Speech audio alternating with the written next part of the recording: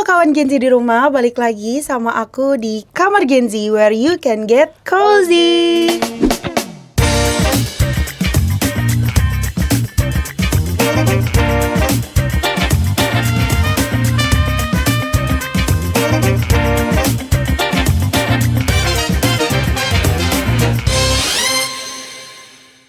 Oke, kawan Gen Z di rumah, kali ini di podcast kali ini sebelum kita mulai podcastnya, aku mau mengucapkan bela sungkawa sedalam-dalamnya, turut berduka cita terhadap saudara-saudara kita yang baru saja terkena bencana banjir. Semoga semuanya diberi ketabahan, sabar, dan semoga semuanya bisa membaik dalam waktu dekat.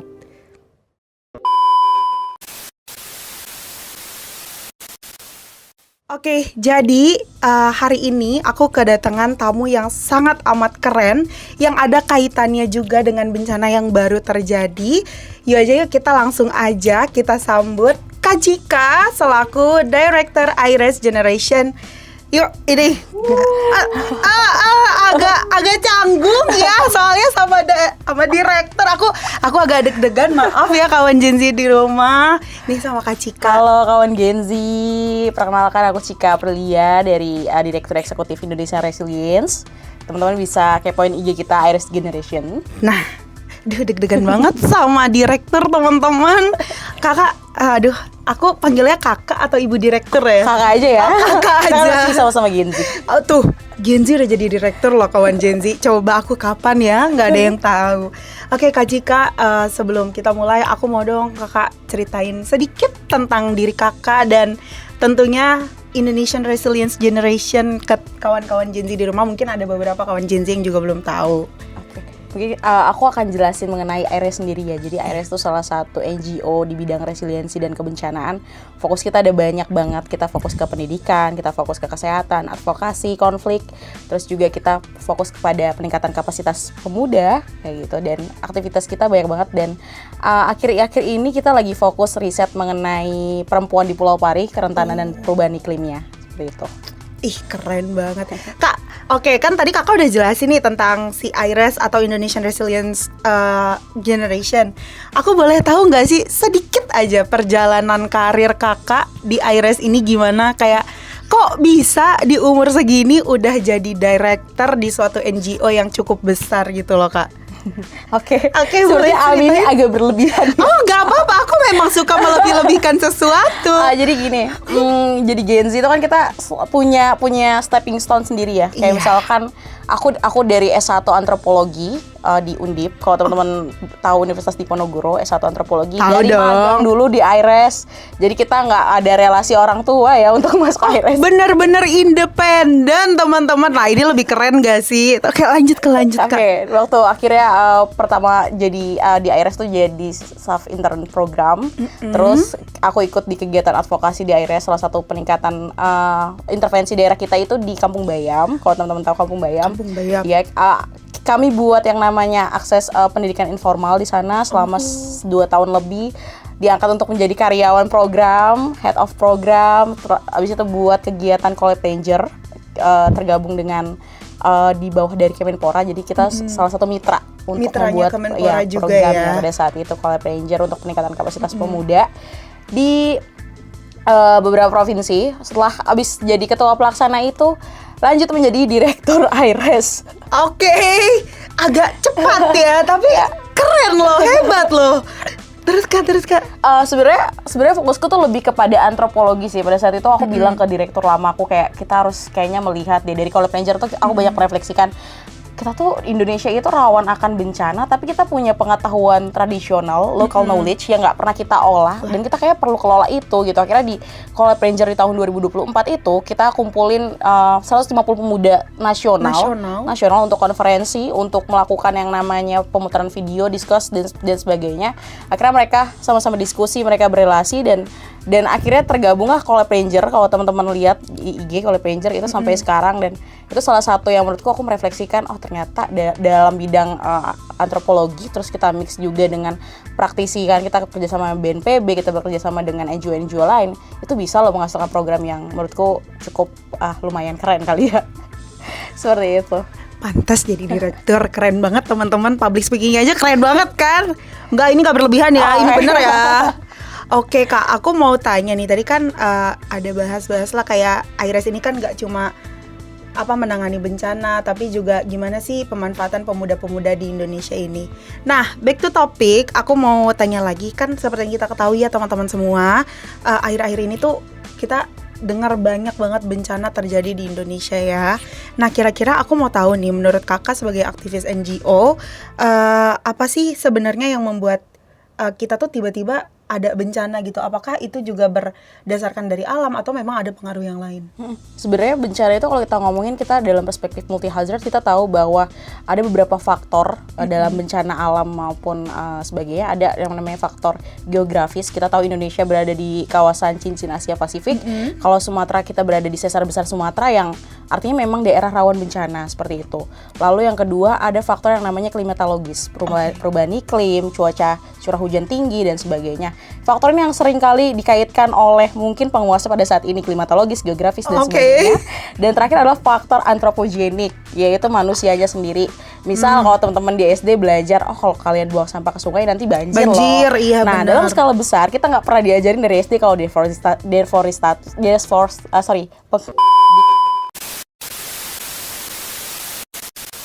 pengundulan hutan, perubahan lahan fungsi dan sebagainya, itu juga mempengaruhi dari yang namanya, kalau teman-teman lihat di Sumatera seperti apa gitu. Iya, longsor, itu benar. Banjir. Bahkan kayak itu tuh yang aku lihat ya Kak di sosial media, itu tuh udah kayak bukan banjir sih ya, kayak aftermath-nya gitu, malah kelihatannya tuh malah kayak tsunami yang terjadi waktu 2004 lalu gitu. Kalau misalnya khususnya di Aceh ya, kayak benar-benar semua akses itu ketutup. Berarti itu tuh udah masuk ke parah banget ya Kak, maksudnya bencana terbesar di akhir tahun 2025 ini ya. Kalau kita mungkin kita selalu beda paradigma dengan penguasa saat ini ya. Mungkin kalau kita bisa lihat, kalau teman-teman masyarakat lihat parah gitu, mungkin mereka punya patokan ukur kapan bisa dikatakan bencana nasional, kapan tidak bisa dikatakan bencana nasional. Yang sebenarnya kita tahu bahwa Indonesia itu negara rawan tapi tidak siap, tidak resilient seperti itu. Itu ya. Itulah makanya dari itu ada IRES Generation ya teman-teman. Maksudku juga di sini, maaf ya Kak, maaf ya teman-teman, kawan-kawan Gen Z di rumah, kayak aku tuh ngelihat kayak ini tuh udah parah banget loh. Kita sebagai warga negara aja, walaupun memang aku jauh gitu ya dari tempat, tapi kan kita bisa juga ngerasain, kita juga bisa ngelihat kayak itu tuh benar-benar parah banget. Sampai bahkan aku tuh sedih kayak lihat ada adik-adik yang dia nggak pakai baju, terus dia kayak, aku mau baju dong, kayak bahkan harta mereka aja tuh mereka udah benar-benar udah nggak punya apa-apa. Kayaknya mereka mau minum aja susah ya, mau makan aja susah. Kira-kira kakak ada cerita nggak sih kayak temen kakak yang di sana, atau kayak dari IRES yang turun langsung ke sana, kira-kira ada ceritanya nggak sih Kak, kayak gimana melihat keadaan di sana gitu? Kebetulan IRES itu kan fokusnya pada riset saat ini ya. Terus kita juga tetap berjejaring dengan teman-teman di lapangan. Mereka cerita bahwa akses air bersih di puskesmas itu nggak ada. Puskesmas loh.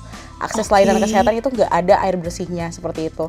Terus juga kita lihat juga mungkin beberapa teman media kayak reporter CNN jelasin bahwa memang parah sekali kondisinya seminggu itu. Dan mungkin kita selalu melihat bahwa negara ini akan baik-baik saja gitu, tapi di kacamata mereka gitu, di kacamata kita melihat ini udah nggak baik-baik aja. Ini udah nggak bener nih kalau kata ini, ini udah kacau nih, udah janggal nih, udah janggal gitu kan, kayak bener-bener sih Kak. Tapi ya mungkin aku masih menunggu sih, ini kira-kira kapan ya ditetapkan sebagai bencana nasional. Nah itu yang seharusnya kita refleksikan juga, tapi sebenarnya itu jadi refleksi anak-anak Gen Z juga nggak sih?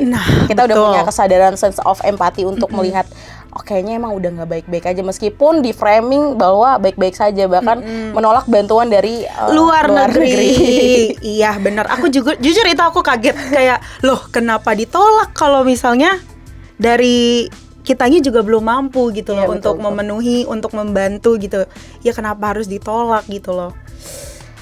Itulah pentingnya mendengar sebenarnya sih. Benar. Karena barangkali penguasa punya yang namanya kebijakan, belum tentu pengetahuan seperti itu. Betul. Nah, tadi kan kakak juga sempat sebutkan kayak kita ini masih kurang dalam persiapan menghadapi bencana atau kayak resiliensi. Nah, kira-kira kayak aku nih sebagai Gen Z ya, aku kan juga up to date lah ya ke sosial media, tahu bencana. Cuman sometimes aku kayak overwhelmed sendiri gitu loh Kak. Kayak aduh kaget, aduh panik gitu kayak. Tapi aku juga pengen ngebantu. Itu kira-kira untuk cara ubah mindset itu gimana ya Kak? Biar kayak kalau misalnya kita lihat bencana itu tuh kita bisa tahu gitu apa yang harus kita lakukan walaupun memang kitanya nggak terdampak gitu, kayak sekedar membantu mereka. Kira-kira ada nggak sih Kak? Aku juga ngerasain sih sebagai Gen Z. Bahkan mungkin ketika kita lagi makan enak ya, itu akan ada perasaan ya Allah saudara-saudara gue di Sumatera lagi gimana ya gitu. Itu ada.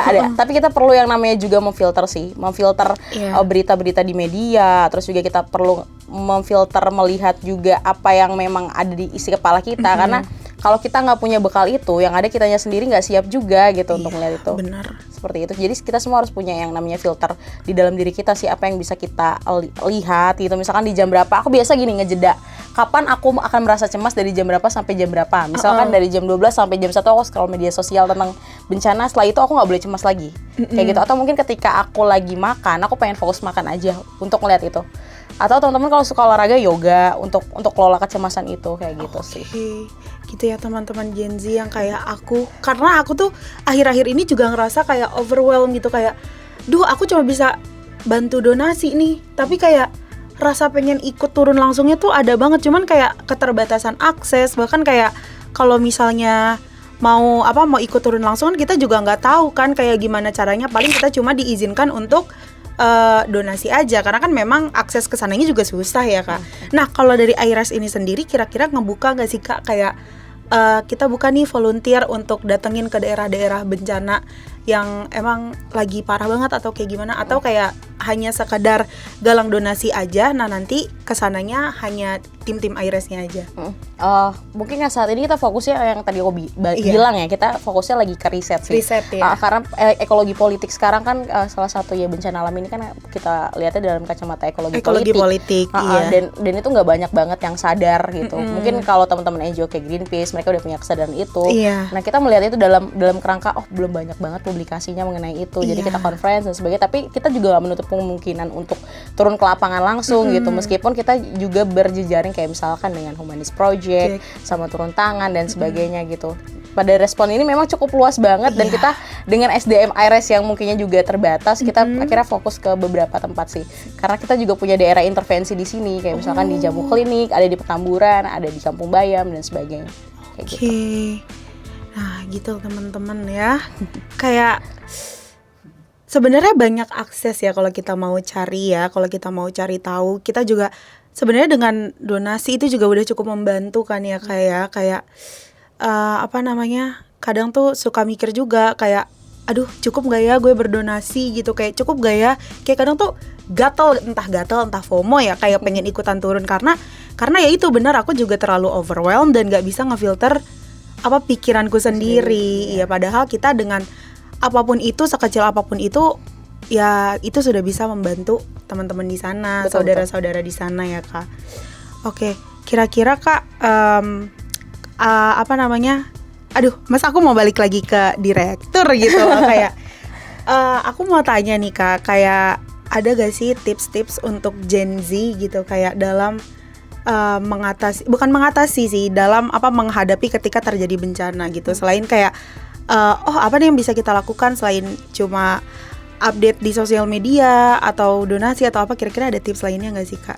Iya, kalau menurutku semua hal yang kita lakukan dan niat baik itu pasti berdampak sih. Semisal kalau teman-teman emang nggak bisa donasi dulu karena keterbatasan finansial, kita bisa kayak repost tentang berita atau hal-hal open donasi. Kalau misalkan udah di tahap ngedonasi aja terus kayak pengen turun lapangan, kita juga harus punya kapasitas diri di bencana itu karena sulit banget loh. Kayak misalkan kita lihat bahwa di puskesmas aja nggak ada air selama di sana, terus relawan tuh kayak gimana gitu. Bahkan teman-temanku cerita ketika dia tidur dia harus ngeliat lumpur, ketika dia tidur itu barang-barang dan sebagainya ya, nggak ada kenyamanan di situ. Bukan wisata bencana yang mungkin kalau teman-teman lihat wisata bencana yang pakai rompi datang foto atau mungkin pura-pura ngepel. Iya itu maksudnya bencana itu bukan wisata yang harusnya dinikmati gitu. Itu berarti teman Kakak di sana benar-benar ngeliat lumpur masih di mana-mana berarti. Iya, mereka bahkan tidur maksudnya tidur tuh udah dalam keadaan yang memang paling sama karpet doang, terus saya lumpur-lumpur gitu. Aku sering banget ngeliat updatean mereka seperti itu. Ya ampun, separah itu berarti itu. Kayak bencana alam itu bukan dijadikan tempat untuk wisata, foto-foto. Enggak ya teman-teman semua, kawan Gen Z, kita kan udah paham nih, kita udah tahu, kita udah ngerasain. Jadi kedepannya kita juga harus lebih aware, jangan yang kayak duh FOMO, gue pengen kesana pengen foto. Enggak ya, kita juga harus apa ya, kayaknya aku juga kalau ketika datang ke sana aku akan emosional sih Kak. Iya, aku nggak bakal bisa tahan, makanya aku tuh salut gitu sama relawan-relawan yang kuat, walaupun sebenarnya mungkin mereka juga nggak kuat gitu kan, kayak pasti pengen nangis. Kayaknya aku kalau kesana aku udah nggak bisa nahan emosiku deh. Yang ada ngerepotin ya. Iya, yang ada ngerepotin, dikit-dikit nangis karena aku lihat dari HP aja aku nangis. Apalagi Kakak lihat nggak sih yang di sosial media yang kayak gajah-gajah, mereka disuruh ngangkat kayu. Kayak gajah pun bingung kayak ini bukan aku loh, kayak maksudnya kayak ini bukan tuh. Dan pas ada lagi tuh postingan yang lain kayak kaki gajah tuh ternyata serentan dan selembut itu loh, kayak aduh aku nggak habis pikir deh. Bahkan juga Kakak, sorry nih, aku mau tambahin lagi, kayak aku juga lihat ada beberapa kayu-kayu yang ketika longsor itu keluar itu kan ada nomornya juga, ya kan, kayak itu ya kita nggak tahu lah, itu hanya Tuhan yang tahu ya kawan-kawan Gen Z. Kayak agak bingung, dan sempat lihat juga katanya kayu-kayunya jangan diambilin gitu loh. Kayak ya banyak berita-berita dari bencana ini tuh, kayak banyak isu-isu baru yang sebenarnya bikin aku kayak ini mana sih yang benar gitu loh. Karena kita tuh hidup dalam ketidakpastian ya. Misalnya kayak gunung meletus tuh, gunung tidak pernah lihat bahwa di bawahnya tuh ada pemukiman. Sama ketika longsor tuh mereka tidak melihat kalau di sana tuh ada pemukiman. Justru manusia yang harus sadar bahwa kita tuh hidup dalam ketidakpastian. Ya udah, kalau bisa, kalau untuk perubahan alih fungsi lahan harus sesuai dengan standarnya gitu kan. Kita tahu Sumatera itu kan tadi aku jelasin ya, kalau Sumatera itu berada di sesar besar Sumatera yang artinya rawan, perlu resiliensi gitu. Dan kadang-kadang justru yang dikelola tuh bukan pengetahuan yang memang berbasis resiliensi, harus siap atau nggak siap. Itu kita malah kayak sibuk, ya udah ini karena manusianya bangun rumah di situ gitu. Padahal kan mungkin kebijakannya juga yang nggak tepat untuk itu. Betul kayak ya kenapa nyalahin orang yang udah tinggal gitu. Aduh maaf gak sengaja gitu kan. Kayak kan kalau misalnya emang pemukiman itu kan emang udah dari dulu ya Kak. Maksudnya kayak ya gimana ya, kayak masa tiba-tiba menyalahkan gitu. Orang-orang Sumatera mereka pasti punya pengetahuan lokal ketika ada curah hujan seperti apa gitu. Dan itu menurutku di Sumatera itu udah lebih kayak ekologi politik, bahwa antara perubahan alih fungsi lahan, antara memang pengundulan hutan. Atau tiba-tiba sawit ditanam gitu. Maaf gugup. Izin. Oke, jadi ya banyak hal ya yang terjadi. Maksudnya bukan hanya bahasanya tuh, kalau aku kayak bukan cuma letak geografisnya aja yang kenapa-napa, yang rentan gitu. Cuman emang ada beberapa faktor lain, terutama ekologi politik tersebut yang tadi Kakak sebutkan. Iya, itu jadi ya dari bencana ini kita bisa tahu ya teman-teman, kalau misalnya bencana itu terjadi bukan karena satu atau dua hal, tapi banyak hal-hal lainnya yang mempengaruhi gitu.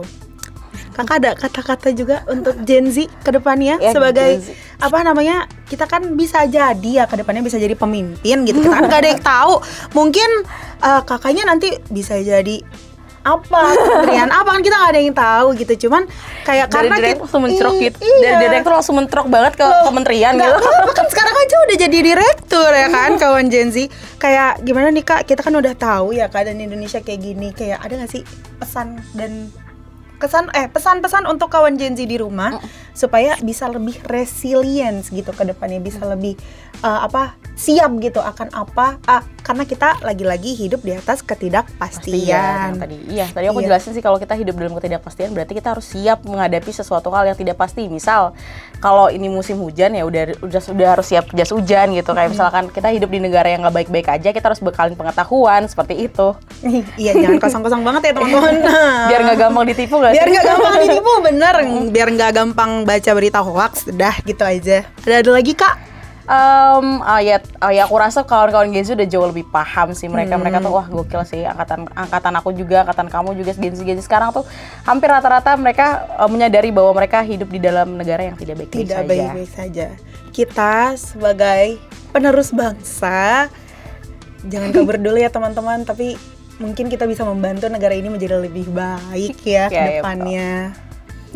Oke kakak, terima kasih banyak Ibu Direktur sudah menjawab pertanyaan-pertanyaan saya terkait dengan isu yang terjadi tentang AIRES itu gimana, bahkan persiapan kita ke depannya dalam hidup yang sangat tidak pasti ini. Oke, sekian dulu kawan-kawan Gen Z dari aku dan juga Kak Cika selaku Ibu Direktur dari AIRES. Kita ketemu lagi ya di kesempatan selanjutnya. Kira-kira kalau misalnya dari kawan Gen Z ada yang ingin bertanya dan lain sebagainya, tinggal tulis aja di kolom komentar. So, thank you for watching. Jangan lupa subscribe. Dadah!